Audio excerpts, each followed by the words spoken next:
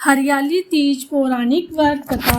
भगवान शिव ने पार्वती जी को उनके पूर्व जन्म के बारे में याद दिलाने के लिए यह सुनाई थी। हरियाली तीज व्रत कथा इस प्रकार है। शिव जी कहते हैं, हे पार्वती, बहुत समय पहले तुमने हिमालय पर मुझे वर के रूप में पाने के लिए घोर तप किया था।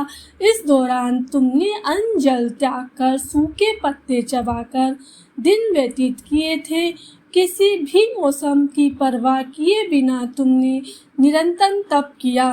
तुम्हारी इस स्थिति को देखकर तुम्हारे पिता बहुत दुखी थी।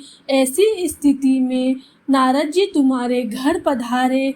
जब तुम्हारे पिता ने नारद जी से उनके आगमन का कारण पूछा तो नारद जी बोले, हे गिरिराज, मैं भगवान विष्णु के भेजने पर यहाँ आया हूँ।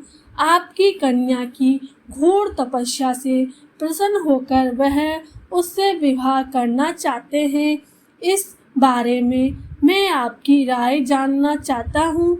नारद जी बात सुनकर पर्वतराज अति प्रसन्नता के साथ बोले, हे नारद जी, यदि स्वयं भगवान विष्णु मेरी कन्या से विवाह करना चाहते हैं तो इससे बड़ी कोई बात नहीं हो सकती।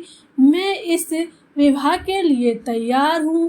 फिर शिव जी पार्वती जी से कहते हैं, तुम्हारे पिता की स्वीकृति पाकर नारद जी विष्णु जी के पास गए और यह शुभ समाचार सुनाया। लेकिन जब तुम्हें इस विवाह के बारे में पता चला तो तुम्हें बहुत दुख हुआ। तुम मुझे यानी कैलाशपति शिव को मन से अपना पति मान चुकी थी। तुमने अपने व्याकुल मन की बात अपनी सहेली को बताई। तुम्हारी सहेली से सुझाव दिया कि वह तुम्हें एक घनघोर वन में ले जाकर छुपा देगी और वहां रहकर तुम शिव जी को प्राप्त करने की साधना करना। इसके बाद तुम्हारे पिता तुम्हें घर में न पाकर बड़े चिंतित और दुखी हुए। वह सोचने लगे कि यदि विष्णु जी बारात लेकर आ गए और तुम घर पर ना मिली तो क्या होगा। उन्होंने तुम्हारी खोज में धरती पाताल एक करवा दिए, लेकिन तुम नहीं मिली। तुम वन में एक गुफा के भीतर मेरी आराधना में लीन थी। भाद्रपद तृतीया शुक्ल को तुमने रेत से एक शिवलिंग का निर्माण कर मेरी आराधना की, जिससे प्रसन्न होकर मैंने तुम्हारी मनोकामना पूर्ण की। इसके बाद तुमने अपने पिता से कहा कि पिताजी, मैंने अपने जीवन का लंबा समय भगवान शिव की तपस्या में बिताया है और भगवान शिव ने मेरी तपस्या से प्रसन्न होकर मुझे स्वीकार भी कर लिया है।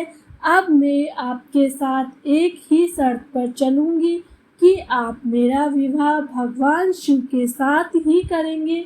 पर्वतराज ने तुम्हारी इच्छा स्वीकार कर ली और तुम्हें घर वापस ले गए।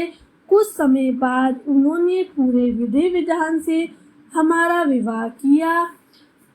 भगवान शिव ने इसके बाद कहा कि हे पार्वती, तृतीया को तुमने मेरी आराधना करके जो व्रत किया था उसी के परिणाम स्वरूप हम दोनों का विवाह संभव हो सका। इस व्रत का महत्व यह है कि मैं इस व्रत को पूर्ण निष्ठा से करने वाली प्रत्येक स्त्री को मनवांछित फल देता हूँ। भगवान शिव ने पार्वती जी से कहा कि इस व्रत को जो भी स्त्री पूर्ण श्रद्धा से करेगी उसे तुम्हारी तरह अचल सुहाग प्राप्त होगा।